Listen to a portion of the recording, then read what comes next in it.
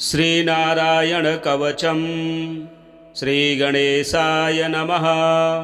राजोवाच यया गुप्तः सहस्राक्षः सवाहान् रिपुसैनिकान् क्रीडन्निव विनिर्जित्य त्रिलोक्या बुभुजे श्रियम्। भगवस्तन्ममाख्याहि वर्मनारायणात्मकम् यथा ततायिनः शत्रून् येन गुप्तो जयन्मृधे। श्रीशुक उवाच वृतः पुरोहितस्त्वाष्ट्रो महेन्द्रायानुपृच्छते नारायणाख्यं वर्माः तदिहैकमनाः शृणु।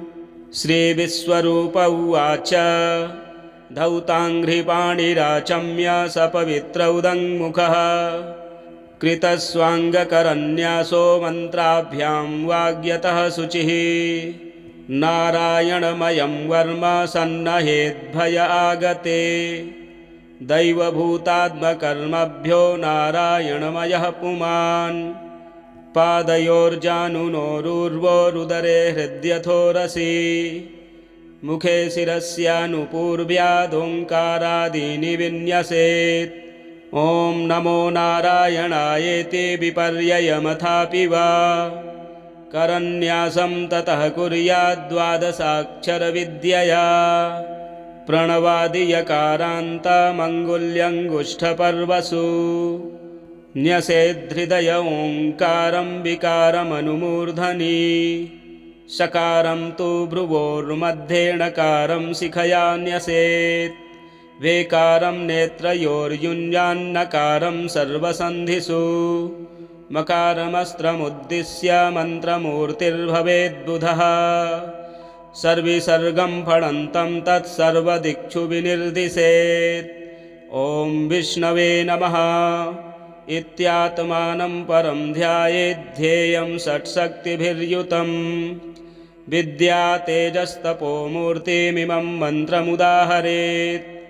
ॐ हरिर्विदध्यान्मम सर्वरक्षां न्यस्ताङ्घ्रिपद्मः पतगेन्द्रपृष्ठे।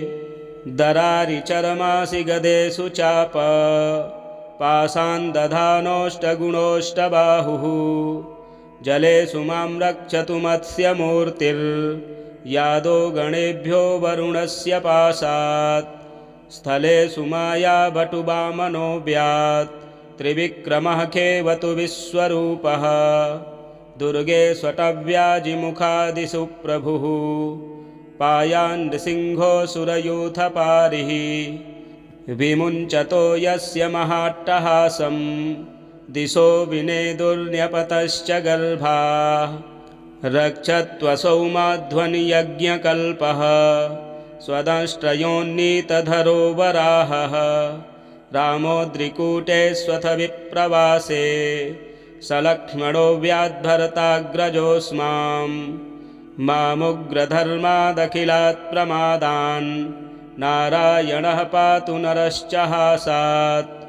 दत्तस्त्वयोगादथ योगनाथः पायाद्गुणेशः कपिलः कर्मबन्धात्। सनत्कुमारो वतु कामदेवात् द्वयग्रीवो मां पथि देवहेलनात्। देवर्षिवर्यः पुरुषार्चनान्तरात् कूर्मो हरिर्मां निरयादशेषात्। धन्वन्तरिर्भगवान् पात्वपथ्यात् द्वन्द्वाद्भयाद्रिषभो निर्जितात्मा। यज्ञश्च लोकादवताज्जनान्तात् बलो गणात् क्रोधवशादहीन्द्रः। द्वैपायनो भगवानप्रबोधात् बुद्धस्तु पाषण्डगणात् प्रमादात्। काल्किः कलेहकालमलात् प्रपातु धर्मावनायोरुकृतावतारः। मां केशवो गदया प्रातरभ्यात् गोविन्द आसाङ्गव आत्तवेणुः। नारायणः प्राह्न उदात्तशक्तिर्मध्यं दिने विष्णुररीन्द्रपाणिः। देवोपराह्ने मधुहोग्रधन्वा सायं त्रिधामावतु माधवो मां। दोषे ऋषिकेश उतार्धरात्रे निशीथ एको वतु पद्मनाभः श्रीवत्सधामा पररात्र ईशः प्रत्यूष ईशोऽसिधरो जनार्दनः दामोदरो व्यादनुसन्ध्यं प्रभाते विश्वेश्वरो भगवान् कालमूर्तिः चक्रं युगान्तानलतिग्मनेमि भ्रमत्समन्ताद्भगवत्प्रयुक्तं दन्दग्धिदन्दग्ध्यरिसैन्यमासु कक्षं यथा वातसखो हुतासः गदेशनिस्पर्शनविस्फुलिङ्गे निस्पिन्ध्यजितप्रियासि कूष्माण्डवैनायकयक्षरक्षो भूतग्रहाश्चूर्णयचूर्णयारीन् त्वं यातु धानप्रमथप्रेतमात्री पिशाचविप्रग्रहघोरदृष्टीन् नरेन्द्रविद्रावय कृष्णपूरितो भीमस्वनोरेर्हृदयानि कम्पयन् त्वं तिग्मधारासि वरारिसैन्य विषप्रयुक्तो मम छिन्धि छिन्धि चक्षुंसि चर्मन् शतचन्द्रछादय दिशामघोनां हरपापचक्षुषां यन्नो भयं ग्रहेभ्यो भूत् केतुभ्यो नृभ्य एव च सरीसृपेभ्यो दंष्ट्रिभ्य भूतेभ्यो घेभ्य एव च सर्वाण्येतानि भगवन् नामरूपास्त्रकीर्तनात् प्रयान्तु संक्षयं सद्यो येऽन्ये श्रेयः प्रतीपकाः गरुडो भगवांस्तोत्रस्तोमश्छन्दोमयः प्रभुः रक्षत्वशेषकृच्छ्रेभ्यो विश्वक्सेनः स्वनामभिः सर्वापद्भ्यो हरेर्नाम रूपयानायुधानिनः बुद्धीन्द्रियमनः प्राणान् पान्तु पार्षदभूषणाः यथा हि भगवानेव वस्तुतः सदसच्चयत् सत्येनानेन नः सर्वे यान्तु नाशमुपद्रवाः यथैकात्म्यानुभावानां विकल्परहितः स्वयं भूषणायुधलिङ्गाख्या धत्ते शक्तिः स्वमायया तेनैव सत्यमानेन सर्वज्ञो भगवान् हरिः पातु सर्वैः स्वरूपैर्नः सदा सर्वत्र सर्वगः विदिक्ष्वदीक्षूर्ध्वमदः समन्ता दन्तर्बहिर्भगवान् नारसिंहः प्रहापयन् लोकभयं स्वनेन स्वतेजसा ग्रस्तसमस्ततेजाः मघवन्निदमाख्यातं वर्मनारायणात्मकं विजेस्य सञ्जसा येन दंसितोऽसुरयूथपान् एतद्धारयमाणस्तु यं यं पश्यति चक्षुषा पदा वा संस्पृशेत् सद्यः साध्वसात् स विमुच्यते न कुतश्चिद्भयं तस्य विद्यां धारयतो भवेत् राजदस्युग्रहादिभ्यो व्याध्यादिभ्यश्च कहिर्चित् इमां विद्यां पुरा कश्चित् कौशिको धारयन् द्विजः योगधारणया स्वाङ्गं जहौषा मरुधन्वनि तस्योपरि विमानेन गन्धर्वपतिरेकदा ययौ चित्ररथः स्त्रीभिर्वृतो यत्र दुजक्षयः गगनान्यपतत् सद्यः स विमानो ह्यवाक्शिराः सबालखिल्यवचना दस्थीन्यादाय विस्मितः प्रास्य प्राची सरस्वत्यां स्नात्वा धाम स्वमन्वगात् यैदं शृणुयात् काले यो धारयति चाद्रितः तं नमस्यन्ति भूतानि मुच्यते सर्वतो भयात्।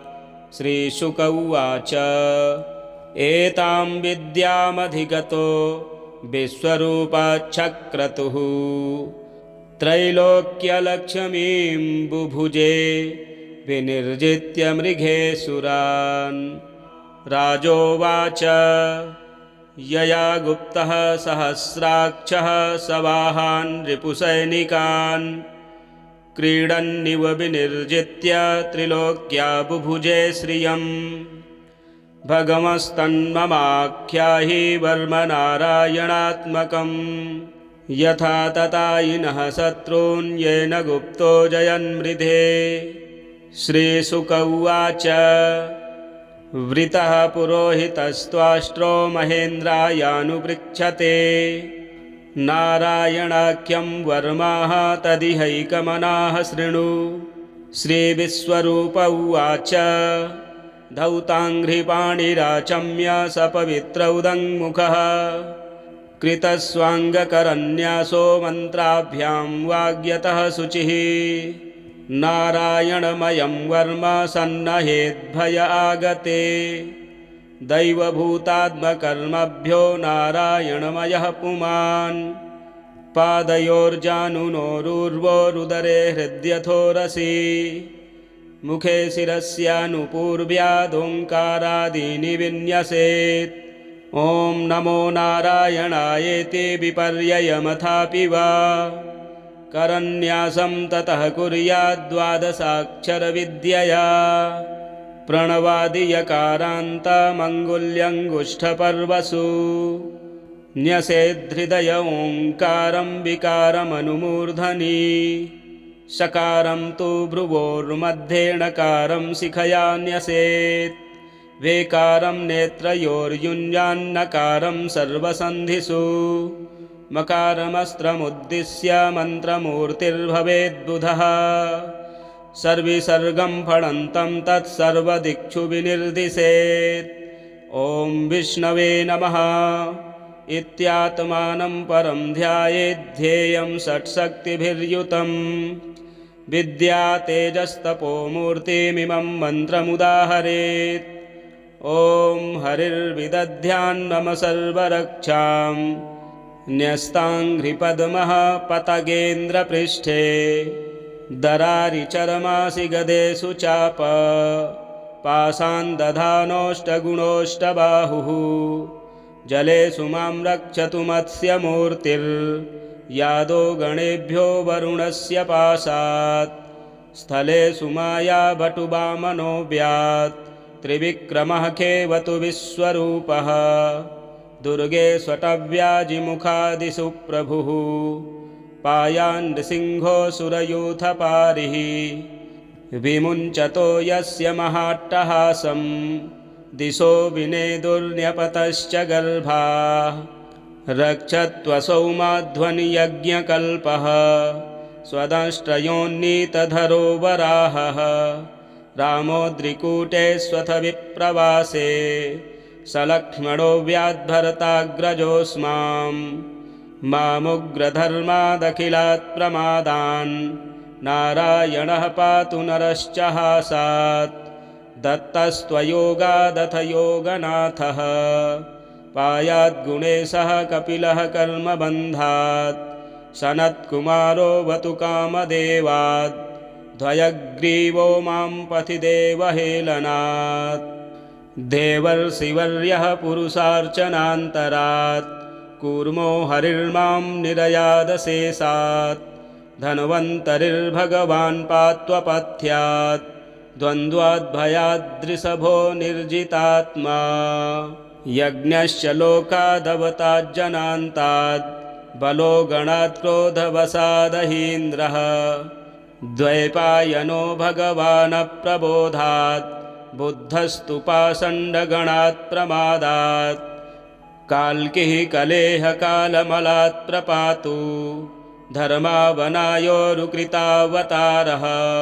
मां केशवो गदया प्रातरभ्यात् गोविन्द आसाङ्गव आत्तवेणुः। नारायणः प्राह्न उदात्तशक्तिर्मध्यं दिने विष्णुररीन्द्रपाणिः। देवोपराह्ने मधुहोग्रधन्वा सायं त्रिधामावतु माधवो मां। दोषे हृषीकेश उतार्धरात्रे निशीथ एको वतु पद्मनाभः श्रीवत्सधामा पररात्र ईशः प्रत्यूष ईशोऽसिधरो जनार्दनः दामोदरो व्यादनुसन्ध्यं प्रभाते विश्वेश्वरो भगवान् कालमूर्तिः चक्रं युगान्तानलतिग्मनेमि भ्रमत्समन्ताद्भगवत्प्रयुक्तं दन्दग्धिदन्दग्ध्यरिसैन्यमासु कक्षं यथा वातसखो हुतासः गदेशनिस्पर्शनविस्फुलिङ्गे निस्पिन्धि निस्पिन्ध्यजितप्रियासि कूष्माण्डवैनायकयक्षरक्षो भूतग्रहाश्चूर्णय चूर्णयारीन् त्वं यातु धानप्रमथ प्रेतमात्री पिशाच विप्रग्रहघोरदृष्टीन् नरेन्द्रविद्रावय कृष्णपूरितो भीमस्वनोरेर्हृदयानि कम्पयन् त्वं तिग्मधारासि वरारिसैन्य विषप्रयुक्तो मम छिन्धि छिन्धि चक्षुंसि चर्मन् शतचन्द्रछादय दिशामघोनां हरपापचक्षुषां यन्नो भयं ग्रहेभ्यो भूत् केतुभ्यो नृभ्य एव च सरीसृपेभ्यो दंष्ट्रिभ्य भूतेभ्यो घेभ्य एव च सर्वाण्डेतानि भगवन् नामरूपास्त्रकीर्तनात् प्रयान्तु संक्षयं सद्यो येऽन्ये श्रेयः प्रतीपकाः गरुडो भगवांस्तोत्रस्तोमश्छन्दोमयः प्रभुः रक्षत्वशेषकृच्छ्रेभ्यो विश्वक्सेनः स्वनामभिः सर्वापद्भ्यो हरेर्नाम रूपयानायुधानिनः बुद्धेन्द्रियमनः प्राणान् पान्तु पार्षदभूषणाः यथा हि भगवानेव वस्तुतः सदसच्चयत् सत्येनानेन नः सर्वे यान्तु न समुपद्रवाः यथैकात्म्यानुभावानां विकल्परहितः स्वयं भूषणायुधलिङ्गाख्या धत्ते शक्तिः स्वमायया तेनैव सत्यमानेन सर्वज्ञो भगवान् हरिः पातु सर्वैः स्वरूपैर्नः सदा सर्वत्र सर्वगः विदिक्ष्वदीक्षूर्ध्वमदः समन्ता दन्तर्बहिर्भगवान् नारसिंहः प्रहापयन् लोकभयं स्वनेन स्वतेजसा ग्रस्तसमस्ततेजाः मघवन्निदमाख्यातं वर्मनारायणात्मकं विजेस्य सञ्जसा येन दंसितोऽसुरयूथपान् एतद्धारयमाणस्तु यं यं पश्यति चक्षुषा पदा वा संस्पृशेत् सद्यः साध्वसात् स विमुच्यते न कुतश्चिद्भयं तस्य विद्यां धारयतो भवेत् राजदस्युग्रहादिभ्यो व्याध्यादिभ्यश्च कहिर्चित् इमां विद्यां पुरा कश्चित् कौशिको धारयन् द्विजः योगधारणया स्वाङ्गं जहौषा मरुधन्वनि तस्योपरि विमानेन गन्धर्वपतिरेकदा ययौ चित्ररथः स्त्रीभिर्वृतो यत्र दुजक्षयः गगनान्यपतत् सद्यः स विमानो ह्यवाक्शिराः सबालखिल्यवचना दस्थीन्यादाय विस्मितः प्रास्य प्राची सरस्वत्यां स्नात्वा धाम स्वमन्वगात् य इदं शृणुयात् काले यो धारयति चादृतः तं नमस्यन्ति भूतानि मुच्यते सर्वतो भयात् श्रीशुक उवाच एतां विद्यामधिगतो विश्वरूपाच्छक्रतुः त्रैलोक्यलक्ष्मीं बुभुजे विनिर्जित्य मृगेसुरान् राजोवाच यया गुप्तः सहस्राक्षः सवाहान् रिपुसैनिकान् क्रीडन्निव विनिर्जित्य त्रिलोक्या बुभुजे श्रियम् भगमस्तन्ममाख्याहि वर्मनारायणात्मकम् यथा ततायिनः शत्रून् येन गुप्तो जयन्मृधे। श्रीशुक उवाच वृतः पुरोहितस्त्वाष्ट्रो महेन्द्रायानुपृच्छते नारायणाख्यं वर्माः तदिहैकमनाः शृणु। श्रीविश्वरूप उवाच धौताङ्घ्रिपाणिराचम्य सपवित्र उदङ्मुखः कृतस्वाङ्गकरन्यासो मन्त्राभ्यां वाग्यतः शुचिः नारायणमयं वर्म सन्नहेद्भय आगते दैवभूतात्मकर्मभ्यो नारायणमयः पुमान् पादयोर्जानुनोरुर्वोरुदरे हृद्यथोरसि मुखे शिरस्यानुपूर्व्यादोङ्कारादीनि विन्यसेत् ॐ नमो नारायणायेति विपर्ययमथापि वा करन्यासं ततः कुर्याद्द्वादशाक्षरविद्यया प्रणवादियकारान्तमङ्गुल्यङ्गुष्ठपर्वसु न्यसेद्धृदय ओङ्कारं विकारमनुमूर्धनि सकारं तु भ्रुवोर्मध्ये णकारं शिखया न्यसेत् वेकारं नेत्रयोर्युञ्जान्नकारं सर्वसन्धिषु मकारमस्त्रमुद्दिश्य मन्त्रमूर्तिर्भवेद्बुधः सर्विसर्गं फणन्तं तत्सर्वदिक्षु विनिर्दिशेत् ॐ विष्णवे नमः इत्यात्मानं परं ध्यायेद्धेयं षट्शक्तिभिर्युतं विद्या तेजस्तपोमूर्तिमिमं मन्त्रमुदाहरेत् ॐ हरिर्विदध्यान्मम सर्वरक्षां न्यस्ताङ्घ्रिपद्मः पतगेन्द्रपृष्ठे दरारिचरमासि गदेषु चाप पाशान् दधानोऽष्टगुणोऽष्टबाहुः जलेषु मां रक्षतु मत्स्यमूर्तिर्यादो गणेभ्यो वरुणस्य पाशात्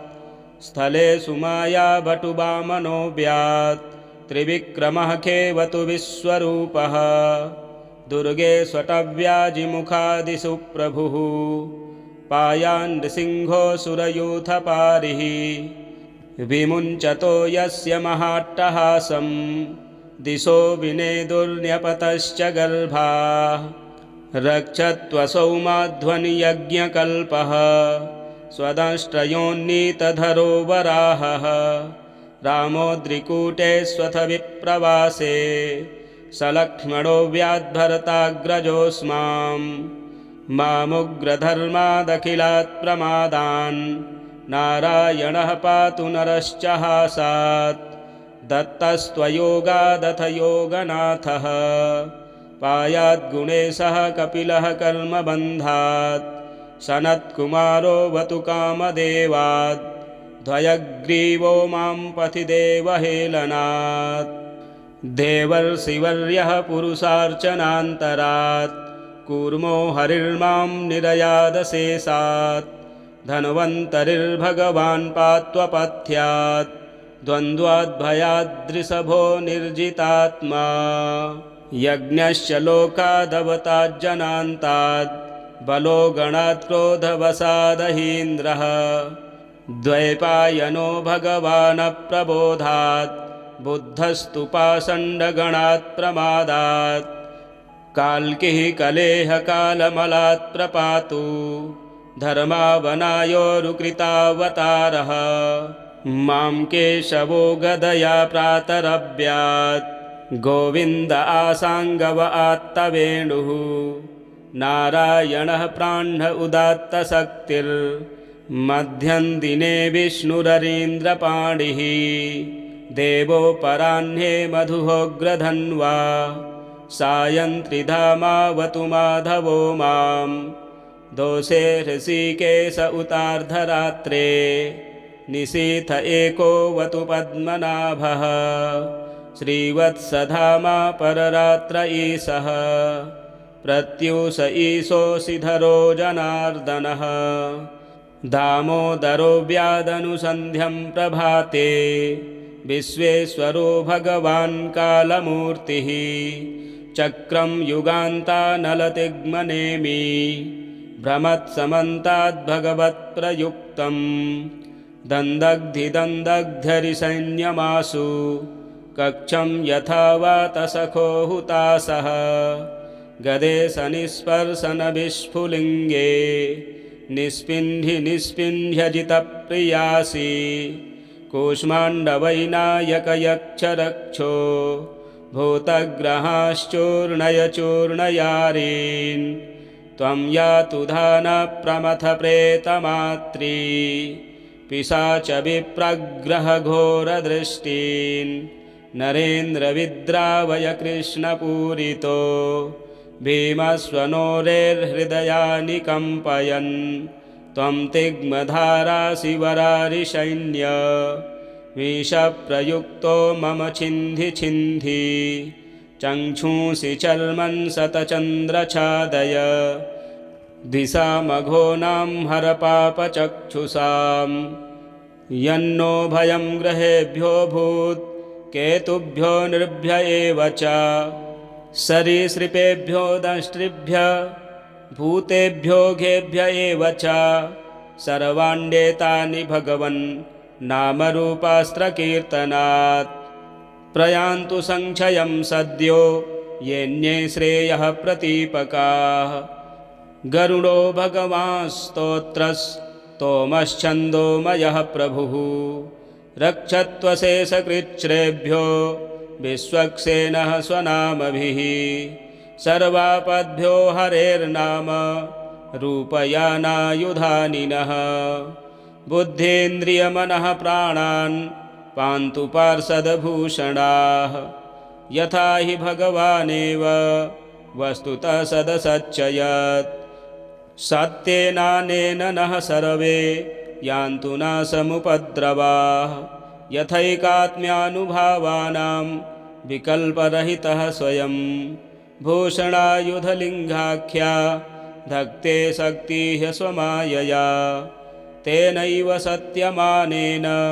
सर्वज्ञो भगवान् हरिः पातु सर्वैः स्वरूपैर्नः सदा सर्वत्र सर्वगः विदिक्ष्वदीक्षूर्ध्वमदः समन्ता दन्तर्बहिर्भगवान् नारसिंहः प्रहापयन् लोकभयं स्वनेन स्वतेजसा ग्रस्तसमस्ततेजाः मघवन्निदमाख्यातं वर्मनारायणात्मकं विजेस्य सञ्जसा येन दंसितोऽसुरयूथपान् एतद्धारयमाणस्तु यं यं पश्यति चक्षुषा पदा वा संस्पृशेत् सद्यः साध्वसात् स विमुच्यते न कुतश्चिद्भयं तस्य विद्यां धारयतो भवेत् राजदस्युग्रहादिभ्यो व्याध्यादिभ्यश्च कहिर्चित्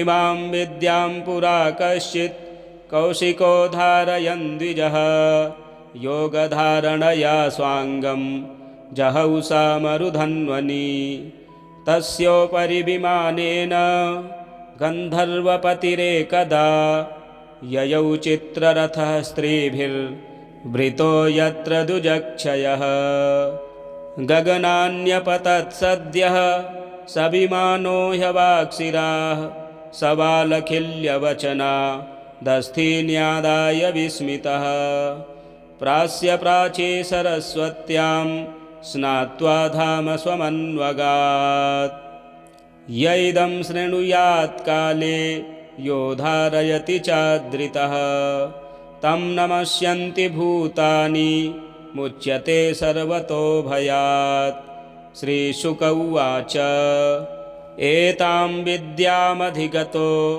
विश्वरूपाच्छक्रतुः त्रैलोक्यलक्ष्मीं बुभुजे विनिर्जित्य मृगेसुरान् राजोवाच यया गुप्तः सहस्राक्षः सवाहान् रिपुसैनिकान् क्रीडन्निव विनिर्जित्य त्रिलोक्या बुभुजे श्रियम् भगमस्तन्ममाख्याहि वर्मनारायणात्मकम् यथा ततायिनः शत्रून् येन गुप्तो जयन्मृधे। श्रीशुक उवाच वृतः पुरोहितस्त्वाष्ट्रो महेन्द्रायानुपृच्छते नारायणाख्यं वर्माः तदिहैकमनाः शृणु।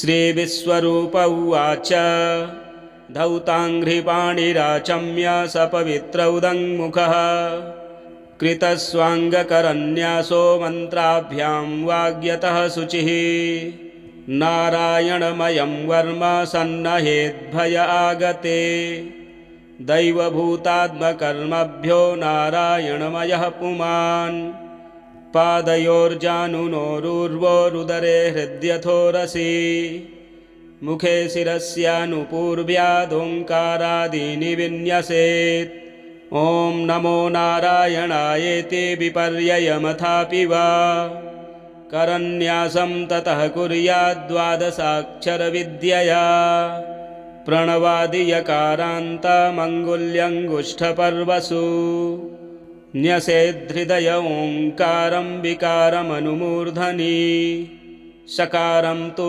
भ्रुवोर्मध्ये णकारं शिखया न्यसेत् वेकारं नेत्रयोर्युञ्जान्नकारं सर्वसन्धिषु मकारमस्त्रमुद्दिश्य मन्त्रमूर्तिर्भवेद्बुधः सर्विसर्गं फणन्तं तत्सर्वदिक्षु विनिर्दिशेत् ॐ विष्णवे नमः इत्यात्मानं परं ध्यायेद्धेयं षट्शक्तिभिर्युतं विद्या तेजस्तपोमूर्तिमिमं मन्त्रमुदाहरेत् ॐ हरिर्विदध्यान्मम सर्वरक्षां न्यस्ताङ्घ्रिपद्मः पतगेन्द्रपृष्ठे दरारिचरमासि गदेषु चाप पाशान् दधानोऽष्टगुणोऽष्टबाहुः जलेषु मां रक्षतु मत्स्यमूर्तिर्यादो गणेभ्यो वरुणस्य पाशात् स्थलेषु मायाभटुवामनो व्यात् त्रिविक्रमः खेवतु विश्वरूपः दुर्गे स्वटव्याजिमुखादिषु प्रभुः पायान् नृसिंहोऽसुरयूथपारिः विमुञ्चतो यस्य महाट्टहासं दिशो विनेदुर्न्यपतश्च गर्भाः रक्षत्वसौ माध्वनियज्ञकल्पः स्वदंष्ट्रयोन्नीतधरो वराहः रामोद्रिकूटेष्वथ विप्रवासे सलक्ष्मणो व्याद्भरताग्रजोऽस्मां मामुग्रधर्मादखिलात् प्रमादान् नारायणः पातु नरश्च हासात् दत्तस्त्वयोगादथ योगनाथः पायाद्गुणेशः कपिलः कर्मबन्धात्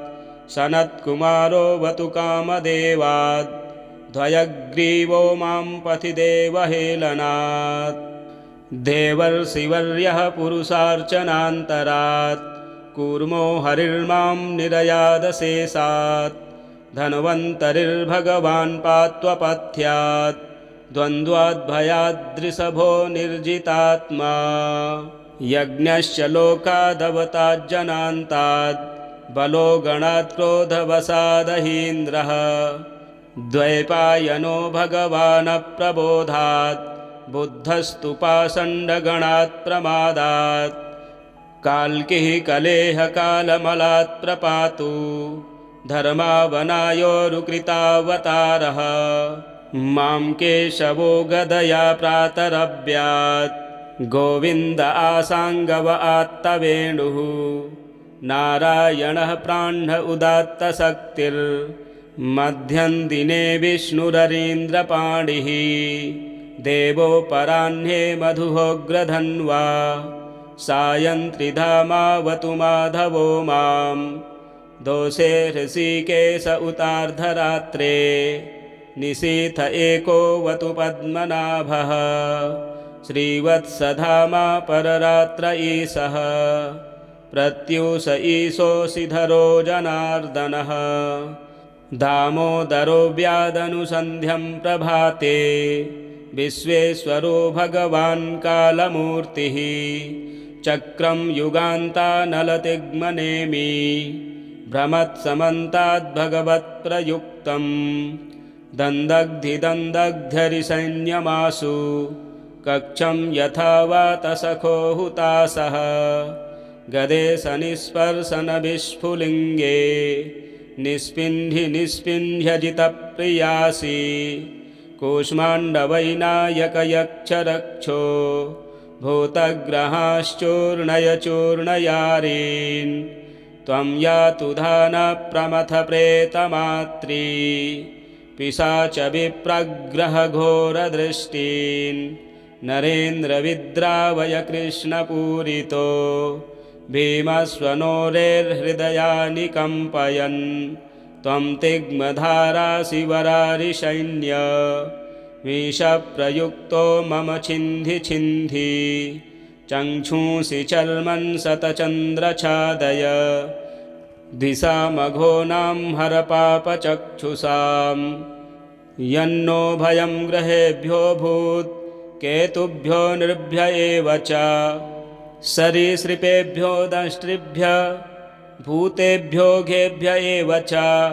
सर्वाण्येतानि भगवन् नामरूपास्त्रकीर्तनात् प्रयान्तु संक्षयं सद्यो येऽन्ये श्रेयः प्रतीपकाः गरुडो भगवांस्तोत्रस्तोमश्छन्दोमयः प्रभुः रक्षत्वशेषकृच्छ्रेभ्यो विश्वक्सेनः स्वनामभिः सर्वापद्भ्यो हरेर्नाम रूपयानायुधानिनः बुद्धीन्द्रियमनः प्राणान् पान्तु पार्षदभूषणाः यथा हि भगवानेव वस्तुतः सदसच्चयत् सत्येनानेन नः सर्वे यान्तु न समुपद्रवाः यथैकात्म्यानुभावानां विकल्परहितः स्वयं भूषणायुधलिङ्गाख्या धत्ते शक्तिः स्वमायया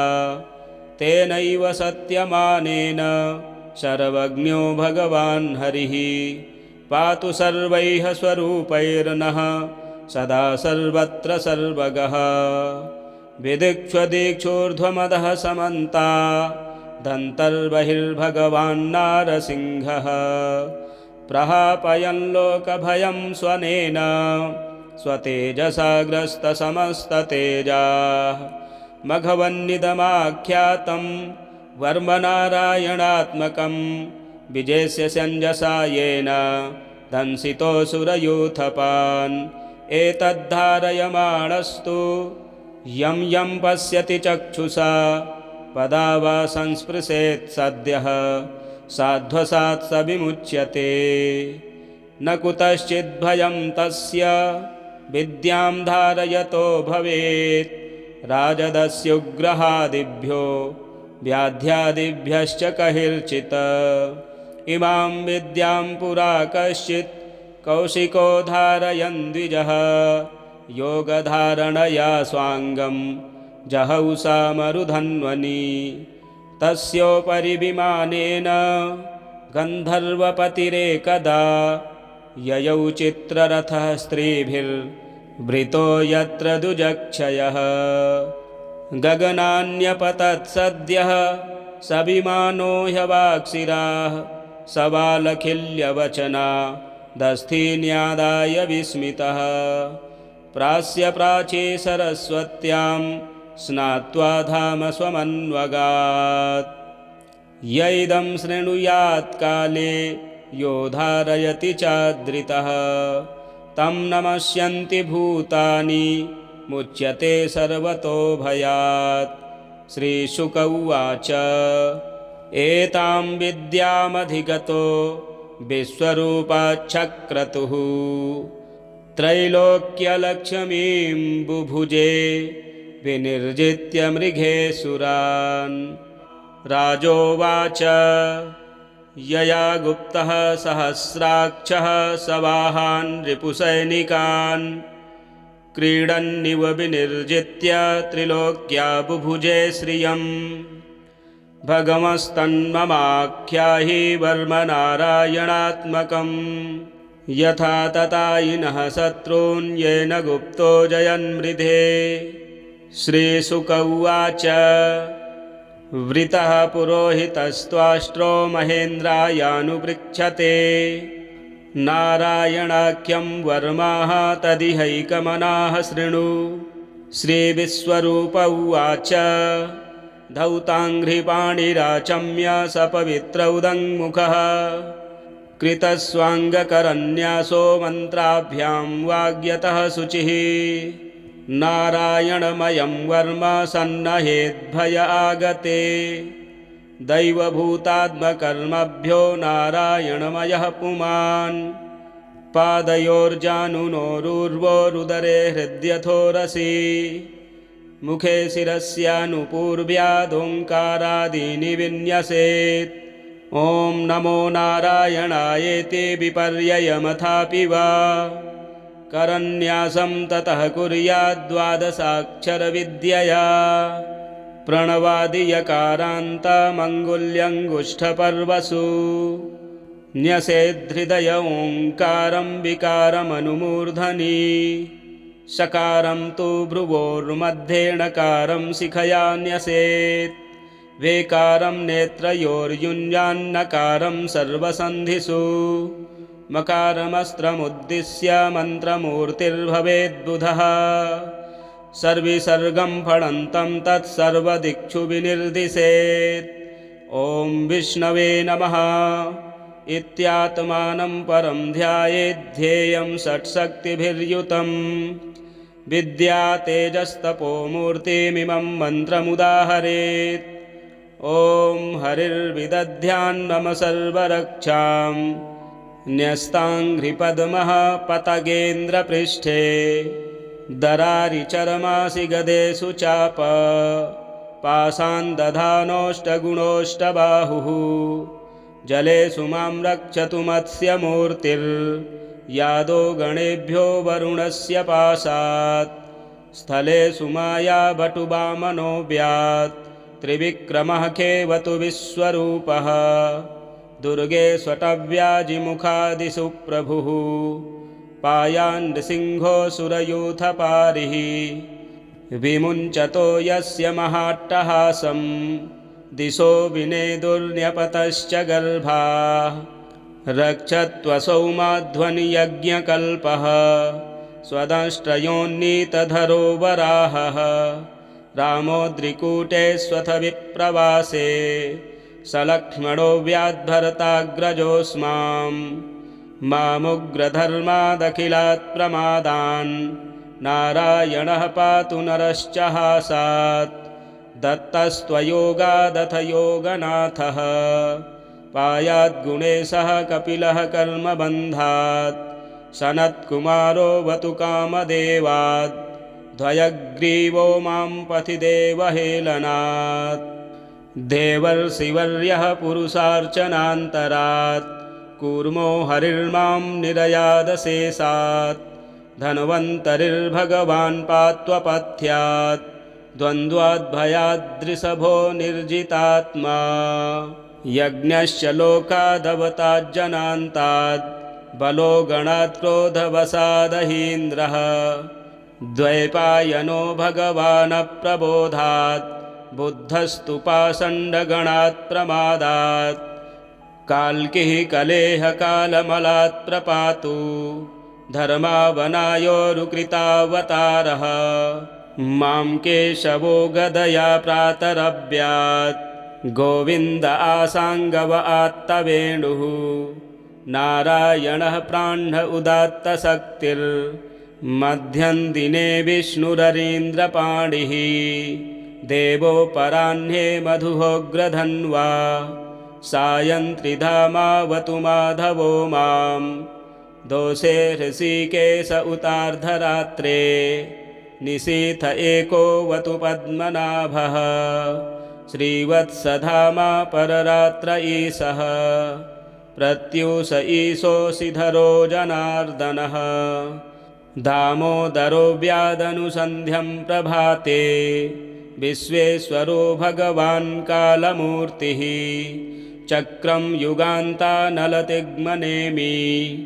भ्रमत्समन्ताद्भगवत्प्रयुक्तं दन्दग्धिदन्दग्ध्यरिसैन्यमासु कक्षं यथा वातसखो हुतासः गदे सनिस्पर्शनविस्फुलिङ्गे निस्पिन्धि निस्पिन्ध्यजितप्रियासि कूष्माण्डवैनायकयक्षरक्षो भूतग्रहाश्चूर्णय चूर्णयारीन् त्वं यातु धानप्रमथप्रेतमात्री पिशाचविप्रग्रहघोरदृष्टीन् नरेन्द्रविद्रावय कृष्णपूरितो भीमस्वनोरेर्हृदयानि कम्पयन् त्वं तिग्मधारासि वरारिसैन्य विषप्रयुक्तो मम छिन्धि छिन्धि चक्षुंसि चर्मन् शतचन्द्रछादय